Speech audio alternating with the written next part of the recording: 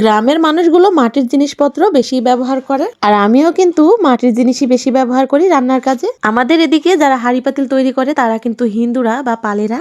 আমি মাটির হাঁড়ি পাতিলে ভাত তরকারি রান্না করি, আর আমার মাটির হাঁড়িটা যেটাতে ভাত রান্না করি সেটা ভেঙে গেছে। রান্না করতে পাতিল যেহেতু লাগবেই, সেই জন্য পাতিলালাকে দেখে ডাক দিলাম, দাঁড় করালাম। এখানে ছোট বড় অনেক রকম পাতিল, আর এখন পিঠা বানানোর জন্য, ভাপা পিঠা তৈরির জন্য সাজ পাওয়া যাচ্ছে, চিতই পিঠা বানানোর জন্য খোলা পাওয়া যাচ্ছে, মুড়ি ভাজা ঝাঁঝর, মুড়ি ভাজা পাতিল, মানে সবকিছুই আছে এখানে।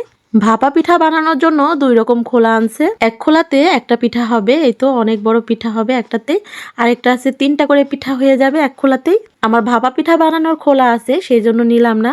আর আমার যেটা আছে একদম 3টা করে আমি পিঠা তৈরি করতে পারি। পাতিল তো কিনলাম, এখান থেকে একটা বড় ঢোকসা কিনে নেব।